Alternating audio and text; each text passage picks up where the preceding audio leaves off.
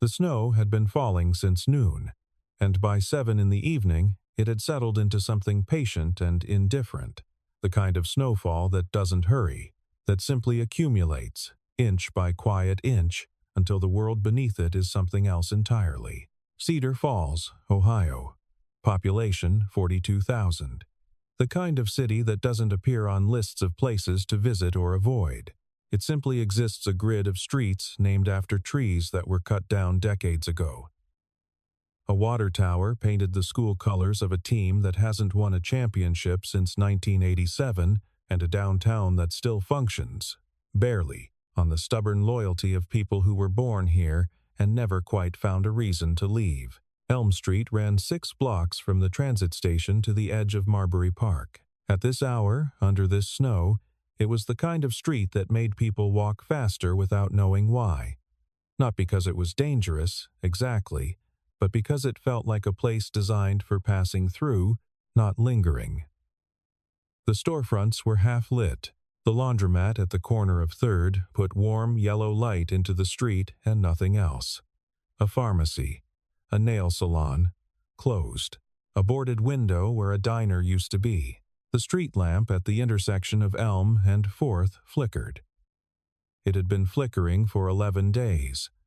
The city had logged the complaint. The city had not repaired it. Under that flickering lamp, at 7:14 inches the evening, 3 young men had backed a woman against the brick wall of what used to be a shoe repair shop. Her name was Claire Whitfield. She was 29 years old, a paralegal who worked for a small firm 2 blocks north. She had stayed late to finish filing, and now she was regretting it with her whole body. The way your body knows something is wrong before your mind has finished assembling the evidence. She was not small, and she was not timid. She had grown up with 2 older brothers in a house where you learned to hold your ground. But there were 3 of them, and the wall was behind her, and the street was mostly empty. The one in front was named Marcus Webb. He was 23, wore a gray jacket, unzipped despite the cold, and spoke with the particular confidence of someone who had never suffered any real consequence for his behavior. He was the one doing most of the talking. To his left was Brendan Hoyt, 22, who laughed at everything Marcus said with the kind of performative delight that wasn't really amusement, it was endorsement. He was the one who made things feel more dangerous, because his presence told Marcus that whatever he was doing was fine, was funny, was acceptable. To the right stood Trevor Finch. He was 24 and said almost nothing. He was the one Claire kept watching, because the quiet ones were harder to read. He had positioned himself not quite beside Marcus, but a step and a half ahead, angled toward the mouth of the alley to her left, blocking the obvious exit without seeming to. "You dropped something," Marcus had said, when Claire first tried to walk past. She hadn't dropped anything. "Hey, I'm talking to you." She had tried to go around him. He had stepped with her, not grabbing, not touching, just there. Always there, filling the space she was trying to move into. Now her back was against the brick, and she was calculating. She had pepper spray in her purse. Her purse was on her left shoulder. Getting to it required reaching across her body, which required that she take her eyes off Marcus's hands for 2 full seconds, which she was not willing to do. "What's your rush?" Marcus said. He smiled. The smile was the worst part. "We're just talking." "I don't want to talk. That's not very friendly." Brendan laughed. The laugh echoed off the brick in the cold air. The snow kept falling. A man in a parka walked past on the opposite side of the street, his head bent against the wind. He did not look up. A car moved slowly through the intersection, and for 1/2 second Claire considered shouting, but the car kept moving, brake lights disappearing around the corner, and the moment closed like water over a stone. The flickering lamp threw bad light, turning everyone's faces into something unreliable. She kept her breathing even. She didn't let her eyes show what she was feeling. She had been in bad situations before, not this bad. Not exactly this bad, but bad enough to know that showing fear invited escalation. "Seriously," she said. Her voice was level. "I need to go." "We all need things," Marcus said. Trevor took another half step. Two people passed at the far end of the block, a couple, walking close together under a shared umbrella. They glanced toward the lamp. One of them, the woman, slowed her stride for just a moment. Then the man said something and they continued walking, and Claire watched the umbrella disappear around the corner. And she understood, fully and without bitterness, that no one was coming. Then someone stopped. She didn't see him clearly at first. He was just a shape at the edge of the lamp's bad light, a man standing still on a street where everyone else was moving. He was carrying a paper grocery bag in one hand. He wasn't tall, he wasn't imposing. He wore a dark coat that had been good once, maybe 8 or 10 years ago. He stood there for a moment that stretched. Then he set the bag down on the sidewalk, very deliberately, very carefully, and he walked toward them.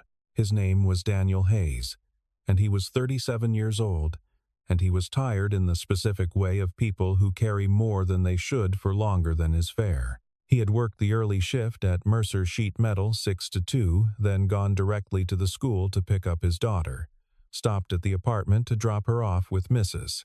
Petrov next door, and driven to the other side of town to help his friend Gary move a refrigerator up 2 flights of stairs, which had taken 90 minutes and left a bruise the size of a fist on Daniel's left shoulder. Then he had driven to Save More on Corridor Road, where the prices were 20 cents cheaper per item than the Kroger 6 blocks from his apartment, and he had spent 19 minutes walking the aisles with a handwritten list and $31 and change.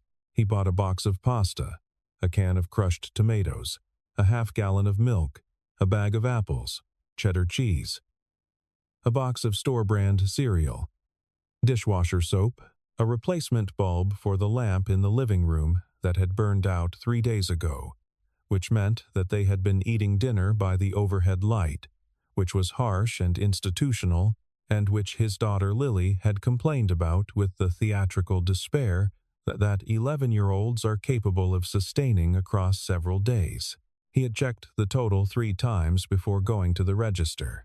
He was walking home because he had taken the bus to Save More and the bus had been delayed, and he had decided that he would walk the remaining 16 minutes rather than stand in the cold and wait because movement kept you warm and stillness didn't. He turned onto Elm Street at 7:12. He saw it immediately, the body language of the situation, the geometry of it, the way the 3 men had arranged themselves and the way the woman had arranged herself against the wall, and his mind assembled what was happening in the time it takes to blink. He stopped walking. Most people didn't stop, and he understood why. He had not always stopped. There had been a time, a specific, terrible time when he had not stopped, and the memory of it was the kind that doesn't fade, that stays at exactly the same brightness and clarity no matter how many years pass, the way a scar stays visible even after the wound is long closed. He was 25. He was coming back from a late shift at the same sheet metal plant, and it was summer, not winter, and the street was a different street in a different part of the city. A man and a woman were arguing on the sidewalk outside a bar. The man had his hand on the woman's arm. The woman was saying, "Stop, let go, stop." Daniel had slowed. He had looked. He had made eye contact with another man who was watching from across the street, and that man had looked away first, and Daniel had used that as a permission slip, as proof that it wasn't his problem, and he had walked on. The woman's name was Sandra Cole. He found out later from the news. She had been taken to a hospital that night with a broken orbital bone and 2 cracked ribs. He thought about Sandra Cole more than he had ever told anyone. He thought about the moment he made eye contact with the man across the street. He thought about the decision that wasn't really a decision, it was a refusal, which is a different thing, and how that refusal had made him a part of what happened next, whether he was in the room for it or not. 4 years after that night, his wife Karen had been killed by a driver who ran a red light on Clearwater Avenue. She had been 3 months pregnant with what would have been their second child. 2 people had witnessed the accident. Neither of them had stayed. A third person, a teenager on a bicycle, had called 911. Karen had been alone on that street for 9 minutes before the ambulance arrived. 9 minutes. He had not made the connection consciously at first, the two events, the two failures. The way indifference can move through the world like a weather system, affecting people miles away from its origin. He had made that connection later, slowly, the way you understand something that's been true for a long time. He had never told Lily about this. She was 11. What he told her, instead, in smaller and more ordinary moments, was this: you don't get to look away and still call yourself a good person. He told her that when they saw a dog tied to a parking meter in the rain. He told her when they saw a kid getting picked on at the park. He worked to make it something she understood, not as a rule but as a reflex. He was standing on Elm Street with $31 of groceries at his feet, and the woman's back was against the wall, and none of the three men had noticed him yet. He thought about Lily, waiting at Mrs. Petrov's apartment. He thought about the pasta getting cold. He thought about his shoulder. He thought about the bus he had missed and the walk he had already done and the fact that he had to be at the plant at 6 in the morning. And underneath all of that, quieter and more persistent, he thought about what it would feel like to walk past. To turn the corner, go home, eat dinner, tuck Lily in, to wake up tomorrow and carry this with him. He had carried Sandra Cole for 12 years. He did not want to carry another name. He had once asked Hector Okafor, the trainer at Cornerstone, the man who had taught him that fighting was mostly about not getting hit, whether he had ever been afraid in a ring. Hector had looked at him for a long moment and said, "Every time. The ones who say they're not afraid are lying, or they haven't been hit hard enough yet." Then he had said something else. Fear's not the question. Fear's just information. The question is what you do after you've processed it. Daniel had processed it. He processed it in approximately 4 seconds on an icy sidewalk in Cedar Falls, Ohio, while the snow fell and the lamp flickered, and a woman he had never met stood with her back against a brick wall. He set the bag down. He was careful with it, placed it against the base of the lamppost, upright, so the milk would not tip. Then he straightened and checked that his coat was unzipped enough to allow movement. Then he walked forward. The snow on Elm Street had compacted into something denser under the weight of foot traffic, and it made a sound under Daniel's boots, a deliberate, rhythmic compression that carried farther in the cold air than he expected. Marcus heard it first. He turned his head. Daniel kept walking. He stopped about 8 feet away, which was not a safe distance and not a threatening one. It was the distance of someone who intended to be involved. "Let her go," he said. His voice was even, not loud. There was no performance in it, no bravado. It was the voice of someone stating a fact that he expected to be taken seriously. Marcus looked at him the way people look at something unexpected, a flicker of recalibration, quickly covered. He took a slow, deliberate look at Daniel's coat, his boots, his grocery bag on the sidewalk behind him. The full assessment. "Who are you?" Marcus said. "Doesn't matter." "You're right, it doesn't. So keep walking." "I'm not going to do that." Brendan stopped laughing. He turned all the way around, which meant he was no longer watching Claire, which meant Claire used those 2 seconds to shift her weight and get her hand closer to her purse. She didn't reach for it yet. She watched the man in the old coat. "This doesn't concern you," Marcus said. "It does now," Daniel said. There was a pause. The lamp flickered.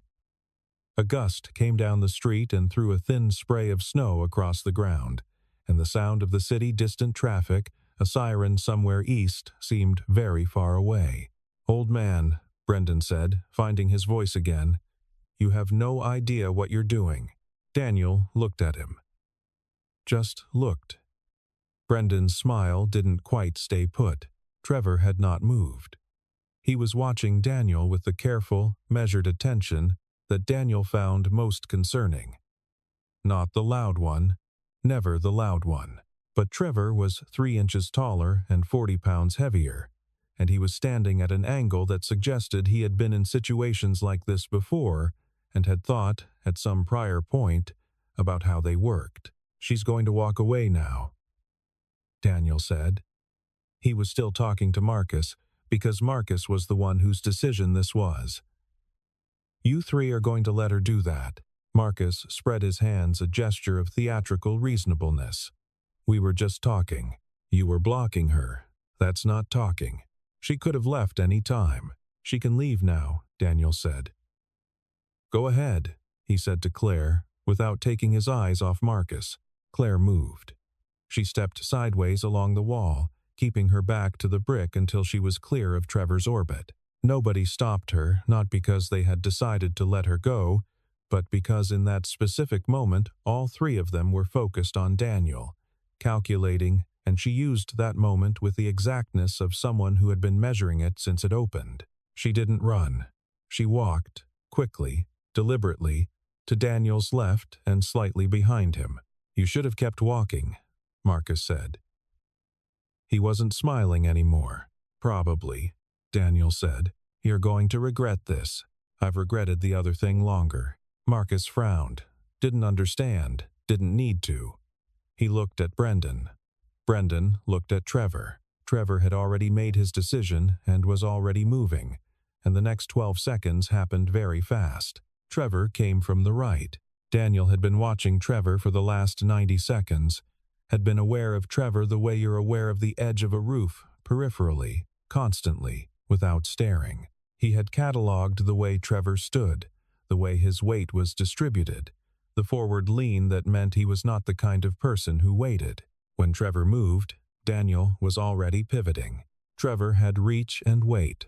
Daniel had spent 6 years, between 26 and 32, training 3 nights a week at a gym on Prescott Avenue called Cornerstone, a boxing gym run by a retired middleweight named Hector Okafor, who had the philosophy that fighting was mostly about not getting hit, which was different from most people's philosophy. Daniel had stopped going regularly when Lily was born, then stopped entirely after Karen died, because there was no time and no money. But the body remembers what it learned, and what Daniel had learned was patience and geometry. Trevor's first reach was a grab going for the collar, trying to control. Daniel stepped inside it, which was the unexpected direction, and the grab found air. Daniel's elbow came up and made contact with Trevor's forearm. Not a strike, just a redirect, and then he was beside Trevor rather than in front of him, and his hand was on Trevor's wrist, and one controlled rotation later, Trevor was facing the brick wall with his arm at an angle that made moving complicated. Trevor made a sound that was mostly surprise. Brendan was already moving less carefully than Trevor, more emotionally. He was loud about it. He came forward with a wide swing that was easy to see and easy to duck, and Daniel let it pass over his shoulder and used Brendan's own momentum to move him sideways into the street lamp post. The contact was solid. Brendan sat down on the snowy sidewalk with an expression of genuine bewilderment. Marcus had not moved during this. This was the interesting thing about Marcus. He talked well and positioned well and delegated well, but when the delegation failed, he stood very still, recalculating. Daniel stepped back to a neutral position, breathing through his nose, hands open at his sides. Trevor was still by the wall, rotating his shoulder carefully. He looked at Daniel with something that was no longer aggression, it was assessment, the kind that comes after you've learned something about a person. Brendan was sitting on the sidewalk, touching his shoulder. The snow fell. The lamp flickered. No one's hurt, Daniel said. This was true, and he had made sure it was true. He had not hit anyone. He had redirected and controlled and waited, and nothing that had happened in the last 12 seconds required a hospital or a report, which was how he had wanted it. No one's going to be hurt, but we're done here. He looked at Marcus. Marcus held the look for 3 full seconds. Then, something in his face shifted, not defeat, exactly, but the recognition of an unfavorable calculation. He tilted his head slightly toward Brendan, who was getting to his feet, and then toward Trevor, who had moved away from the wall. Come on, Marcus said. They left. Not running, walking, the way people leave when they want to preserve some dignity in departure. Marcus last, and he looked back once, and Daniel held the look until Marcus turned the corner. Then, they were gone. The street was quiet again. The lamp flickered. Claire Whitfield was standing 6 feet behind Daniel's left shoulder. She had not left. She had had plenty of opportunity to leave, and she had not taken it. And when Daniel turned around, he found her, standing in the snow with her arms folded tightly across her chest, and her expression caught between several things at once. "Are you all right?" he said. "Yes." She said it quickly, automatically, and then seemed to hear herself say it, and her shoulders dropped slightly. I don't know. My hands are shaking." "That's normal," he said. "It'll pass in a few minutes. Your body's processing adrenaline. It takes a little while." She nodded as though she understood this intellectually and found it only moderately useful. She looked at him. She was taking him in the way she hadn't been able to, while the other 3 were there. The worn coat, the lines around his eyes, the specific tiredness of someone who works physically for a living and is at the end of a long day. The grocery bag he was retrieving from the sidewalk where he'd left it, checking to make sure the milk hadn't tipped. He did this last thing, the check of the milk, with such ordinary, domestic care that it produced in her a feeling she couldn't name, something about the contrast. The same hands that had redirected Trevor's wrist with the precision of someone who knew exactly what he was doing, now cradling a paper bag and tilting a milk carton to confirm the seal. "You set your groceries down," she said. "I needed my hands free. You came back for them.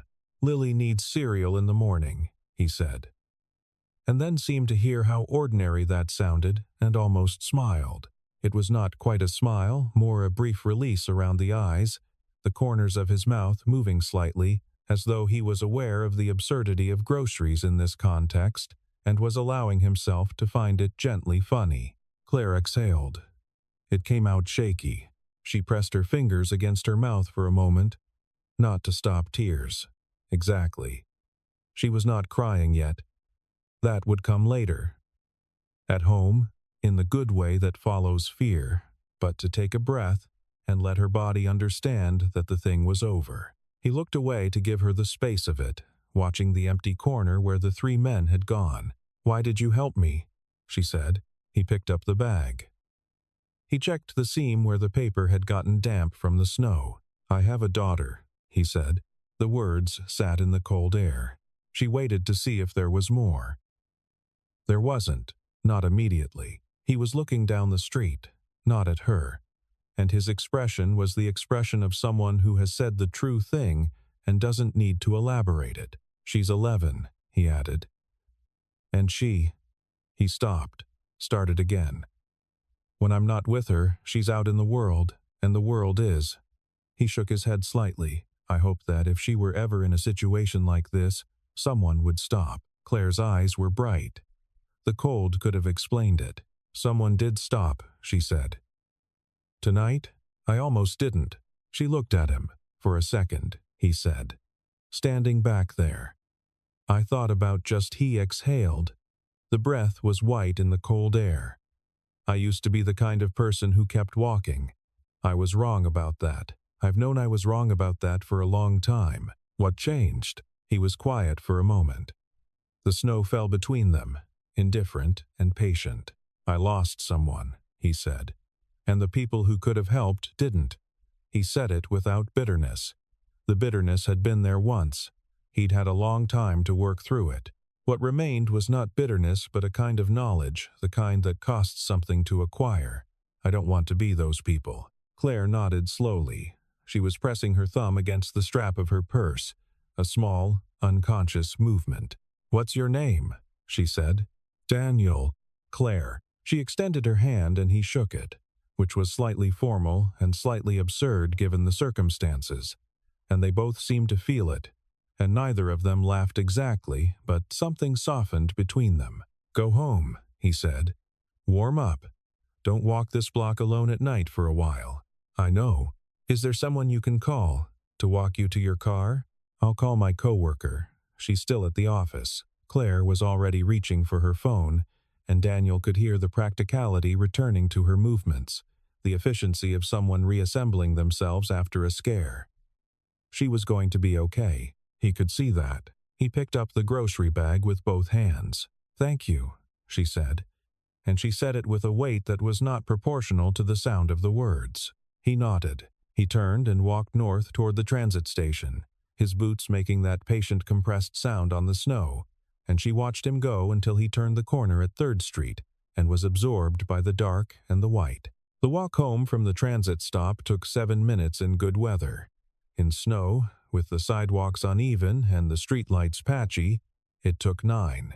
Daniel knew the route without thinking left on Alcott, past the dry cleaner, across the parking lot of the old bank building that had been a bank and then a dentist's office and was now nothing, up the exterior stairs of the Milburn Arms to the 3rd floor. He stopped at Mrs. Petrov's apartment first. Apartment 3A. He knocked twice.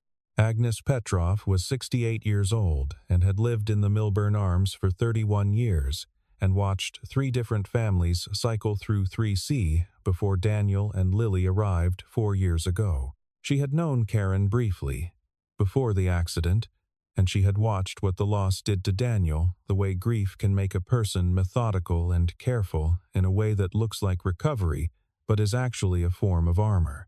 She had also watched what happened when Daniel looked at Lily, which was different, which was the absence of armor. The one place where he had decided that the armor was too expensive. She opened the door, and Lily was already behind her in the hallway. "Dad!" Lily came past Mrs. Petrov without being fully stopped, which Mrs. Petrov permitted because she understood the geometry of that relationship. She was 11, nearly 12, with Karen's dark eyes and Daniel's particular way of frowning, which was to say, the frown that asked a question rather than expressing displeasure. She looked at him the way she always looked at him when he was late. The frown. "You're wet," she said. "It's snowing. You've been in the snow for a while." She pressed her finger to the sleeve of his coat and showed him the moisture. "How long did you walk?" "About a mile." "Why didn't you wait for the bus?" "Because I'm impatient," he said, which was not true but was the kind of not truth that didn't require more conversation. He stepped back to look at her. She was in her school clothes still, and there was a smear of something ink, probably on her left palm. "Are you hungry?" he said. "I've been hungry for an hour," she said. "I've got pasta," he said. She made a face. She had made this same face about pasta every other week for 2 years. He chose to interpret it as affection. "With cheese?" she said. "With cheese." She held out her hands for the grocery bag. He passed it to her. She looked inside. "You got Granny Smith's," she said. Her voice rose slightly with what she would never call delight. "Those were the only ones left. Those are the best ones." "I know," he said. He thanked Mrs. Petrov, who asked no questions because she was experienced at recognizing when someone had had a complicated evening, and then he and Lily walked the 12 steps from 3A to 3C, and he unlocked the door. The apartment was what it was. 620 square feet, 2 bedrooms, a kitchen that was technically a kitchen because it had a sink and a stove, and a living room that served also as a hallway and a dining room, and a place where Lily did her homework at the table by the window, while Daniel tried to read after her bedtime, and usually fell asleep in the chair. The overhead light was on in the living room, institutional and harsh, filling the apartment with the kind of illumination that reveals everything and makes nothing look good. "You got a bulb," Lily said, pulling the box out of the bag. "For the lamp." Finally. She did not mean it critically. She meant it in the tone of someone who has been patient and is glad the waiting is over. Daniel took the bulb out of the box and went to the lamp in the corner of the living room, a floor lamp, wooden base, which had been Karen's and which had traveled with them through 2 apartments since the one they had shared. He unscrewed the dead bulb, installed the new one, and turned it on. The light was warm. Amber warm, the way lamps used to be before everything became LED blue-white. It pushed back the institutional harshness of the overhead and laid a softer geography over the room. The worn couch, the stack of library books on the coffee table, the drawing Lily had done last week, of what appeared to be either a cat or a small bear, which was taped to the wall beside the window. He turned off the overhead. Lily, who was in the kitchen beginning the water for pasta, looked through the doorway at the new light. "Better," she said. "Yes," he said. He stood in the warm lamplight for a moment and let himself be still. He thought about Claire Whitfield, probably home by now. Probably sitting somewhere with a cup of tea and the slight unreality that follows a near thing. He thought about what he had said to her, "I almost didn't," and how true that was, and how the almost was important to acknowledge. The almost was not an excuse. The almost was the gap between what he used to be and what he had chosen to become. And he had to keep choosing, every time, or the gap would close in the wrong direction. He thought about Sandra Cole, whom he had never met and never would. He thought about Karen, alone on Clearwater Avenue for 9 minutes in June. He turned toward the kitchen. "How was school?" he said. Lily was standing at the stove, watching the pot with the serious attention she brought to things she found interesting, which included cooking, which she had recently decided was scientific enough to merit focus. "We had a substitute in English," she said. He didn't know the book. "What book?" "Roll of Thunder." "Hear My Cry." Daniel took the pasta from the bag and set it on the counter beside her. "What did you think of it?" "I think he should have read it before trying to teach it," she said, without malice. "Just accuracy. That's fair." I told him what the chapter was about. She glanced at him sideways the way she did when she was checking to see if she'd done something he would consider overstepping. He'd told her before. There's a difference between being right and being rude about being right.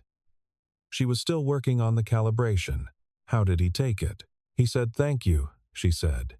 And then he asked me 3 more questions. Daniel smiled. He started opening the can of tomatoes. "Good," he said. She poured the pasta into the boiling water and watched the pieces separate. "Yeah, were you really just walking?" "Before? When you were late?" He set down the can opener. The question was not an accusation. It was the question of someone who knows you well enough to notice when something is different, and who trusts you enough to ask. He had taught her to ask questions, to not be someone who just accepted what she was given when something felt incomplete. He thought about lying. Not a dramatic lie, just a small, protective rounding off, the kind parents use to shield their children from the sharpness of the world. He decided against it. Not because lying was impossible, but because she would eventually be old enough to understand, and he wanted her to know that the world had sharp edges, and that the right response to them was not to pretend they weren't there. "I saw something happening," he said. She was watching him now. A woman was being bothered by some men. I asked them to leave her alone. Lily was quiet for a moment. She was processing, he could see it in the frown, the specific one that asked a question. "Were you scared?" she said. He thought about it honestly. "For a moment," he said. "But mostly I was thinking about what needed to happen." "Is she okay?" "She's okay." Lily turned back to the pasta. She stirred it with the wooden spoon she had claimed as hers at some point in the past year, and which she would not let Daniel use for anything else. She stirred it 3 times. "I would have stopped too," she said. He looked at the back of her head, the dark hair, the slight forward lean that she always had when she was focused on something. "I know," he said. "I mean it," she said. "I know you do," he said. "That's why I'd do anything for you." She made a sound that wasn't quite embarrassment and wasn't quite pleasure, something in between, the sound an 11-year-old makes when a true thing has been said and she doesn't quite know how to hold it yet. She kept stirring. He went back to the tomatoes. They ate at the kitchen table. This was the rule, not the couch, not in front of anything. At the table. It had been Karen's rule first, and Daniel had kept it, and Lily had grown up with it so deeply that she didn't think of it as a rule anymore, just as what dinner was.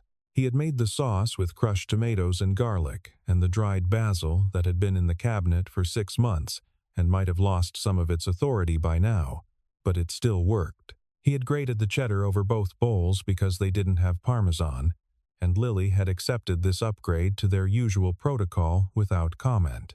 The lamp in the living room reached the kitchen doorway. It didn't quite make it to the table, but it softened the overhead enough that the room had a different character than it had had for the last 3 days. "Better light," Lily said. "You mentioned." "I'm mentioning again." She twirled pasta onto her fork with the technical focus of someone who took pasta seriously. "Did you know that the color of light affects your mood?" "I've heard that. We learned about it in science. Something about wavelengths. Blue light is for alertness, and warm light is for she." Paused. "Something about calm. Rest. I forgot the exact word. That explains why the overhead makes me feel like I'm being interviewed," he said. She laughed, a genuine laugh, not performed. He collected her laughs the way some people collect things of value, because they were, and he knew it. "Yeah. Do you ever get lonely?" The question was different from her other questions tonight, less practical, more interior. She was watching him with a directness that he recognized. She got that from Karen, too. Karen used to ask direct questions at dinner. Serious ones. Treating the table as a place where things could be said honestly because the food gave you something to do with your hands and your eyes. He thought about his answer. "Sometimes," he said. "Yeah, me too," she said. "Sometimes." He looked at her. "School?" he said. "Partly." She moved a piece of pasta. "Just sometimes." She didn't elaborate. He didn't press. He understood that sometimes was sometimes not a crisis, just an honest report from the interior. "You can always tell me," he said. "I know," she said. "I am telling you." "Right," he said. "Good." She ate. He ate. The lamp held its warmth from the other room. "When I'm older," she said, after a while, "I want to be the kind of person who stops." He set down his fork. "You already are," he said. "I haven't been tested yet." "Yes, you have," he said. "Last October. The kid at the park, Marcus Teller." She frowned, surprised he remembered the name. "He was being left out on purpose," Daniel said. "Everyone walked away from him, and you went over and asked him if he wanted to play." "That's stopping." "That's different," she said. "It's not different in the way that matters," he said. She thought about this. He could see her thinking about it, putting it alongside something, measuring. "Okay," she said, eventually. "Okay," he said. They finished dinner. He washed the bowls. She dried. This was also the rule, not her rule originally, but she had adopted it early and held to it with the consistency that he found alternately exhausting and deeply reassuring about her character. She did not walk away from things that needed doing. She didn't walk away. He tucked her in at 9, or rather, he stood in her doorway while she arranged her pillows in the specific configuration that she required, which took a minute, and which he had learned not to rush, and then he said good night, and she said good night, and he turned off her light. He went to the living room and sat in the chair that was comfortable in the specific way of old furniture that has been shaped by years of one person sitting in it. The lamp was on. The book he was reading was on the side table, a crime novel set in Scandinavia that was good, but that he had been reading for 3 months because he could only manage 15 minutes before sleep came for him. He opened it to his page. He read 2 paragraphs. Then he set the book down and sat with the lamp's amber light and thought about the evening. He thought about the moment he had set the grocery bag down on the sidewalk. That moment, the deliberate act of setting it down, had felt important in a way he hadn't fully processed yet. It was a commitment. Once you put the bag down, you had announced something. There was no version of that action that was casual. He had made a statement to himself and to whatever part of the world was watching. He thought about Trevor, the quiet one, the dangerous one, and the moment Trevor had moved, and the 12 seconds that followed. He was not proud of the physical part in the way that some people might be. He didn't feel powerful or righteous or victorious. He felt something more like relief that he had been capable, that the training had stayed in his body, that it had ended without real harm to anyone. He had not wanted to hurt them. He had wanted them to stop, and they had stopped, and that was sufficient. He thought about Claire's face when she said someone did stop. Tonight, he thought about what she didn't know that the someone almost hadn't. The almost.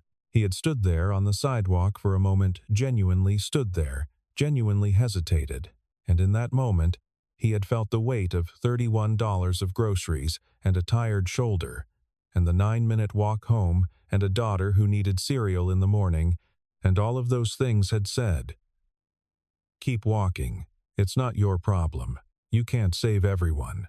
And those things were not wrong. He couldn't save everyone. It was not his job to fix the world. And there was real cost to inserting yourself into situations involving 3 young men who were larger than you and without conscience. But Claire was not everyone. Claire was one person, right there, right now, and he was the person who happened to be present. And presence carries a kind of obligation that distance doesn't. That was the thing he had come to understand.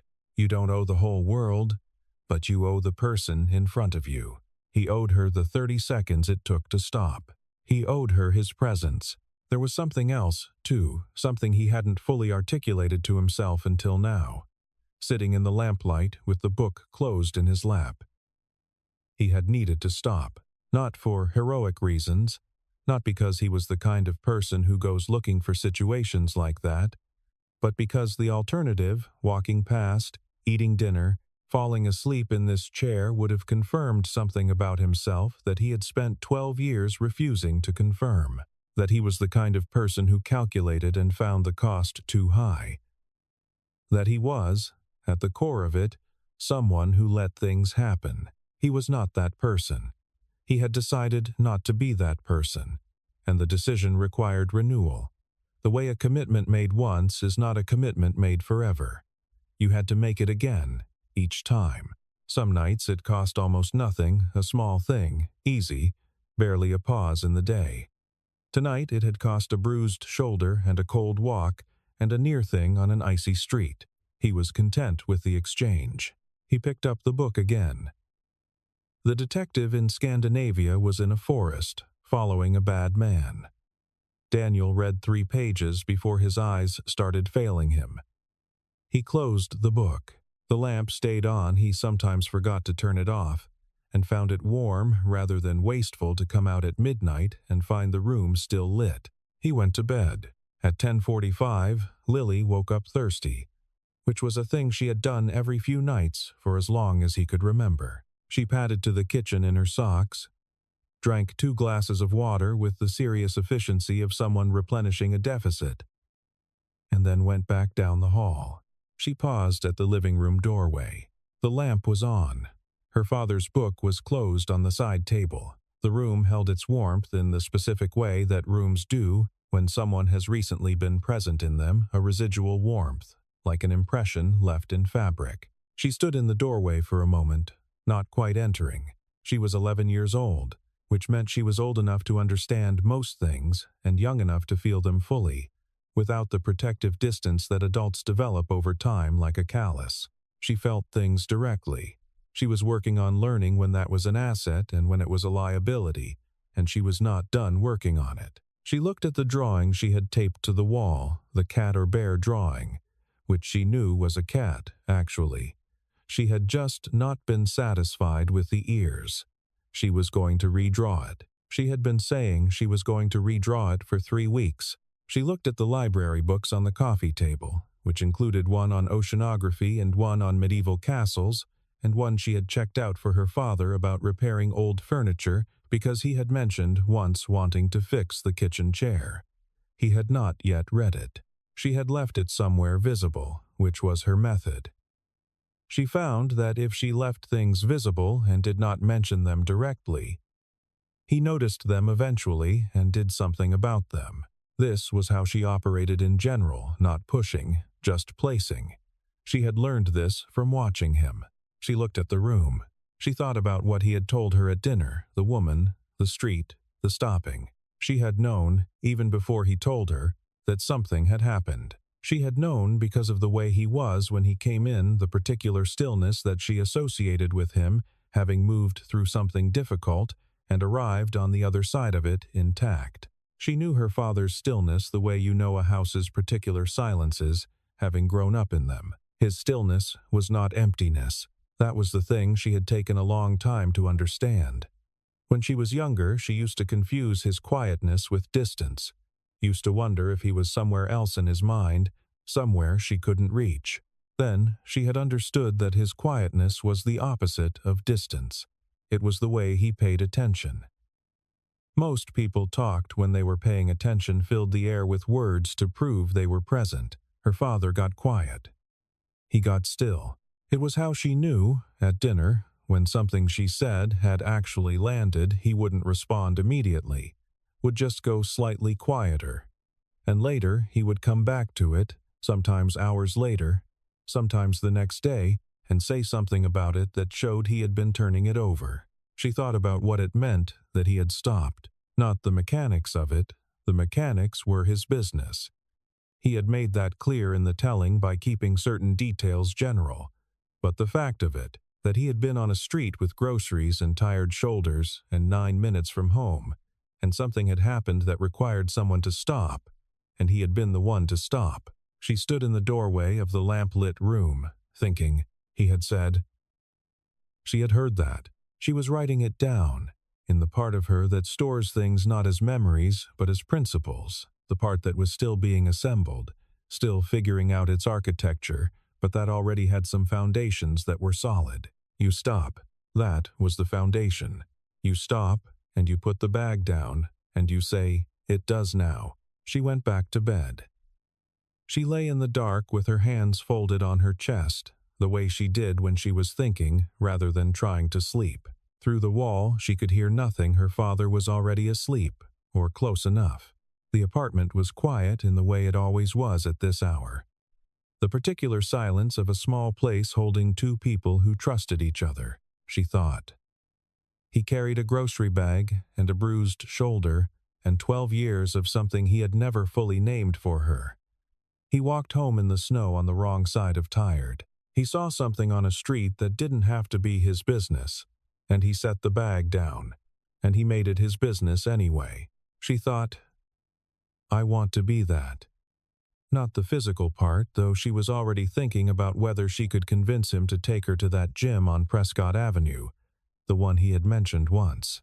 Not the brave part, because she wasn't sure bravery was the right word for what he had done. It was something quieter than bravery, more deliberate. He had looked at what was happening, and he had looked at himself, and he had made a choice about what kind of person he was going to be, and then he had acted accordingly. That was not bravery. That was character. Character was what you did when no one was making you, and the cost was real. She would think about this for a long time. She would think about it at 14, when a girl in her class was being excluded by the rest of the group, and Lily would be the first one to cross the invisible line and sit with her. She would think about it at 19 in a parking lot outside a bar when she saw something that needed someone to stop. She would think about it at 27 when she was a public defender and a client no one believed in, needed someone in their corner who would not calculate the odds and walk away. She didn't know any of that yet. She was 11, and it was late, and the snow was falling outside her window. She closed her eyes. Outside the Milburn Arms, the snow had quieted but not stopped. It fell in smaller flakes now, scattered, the way a storm disperses in its final hour. The parking lot held 1.5 inches, untouched by footprints, clean as a page. The light from the third-floor window of apartment 3C, the warm amber light, lay on the snow in a long rectangle, yellow and steadfast, reaching into the cold dark. By morning it would be covered, but for now it was there. Some nights the world stays cold, but sometimes one person decides it doesn't have to, and sometimes that person has $31 and a bag of Granny Smith apples, and a daughter who's watching, and a lamp that finally works.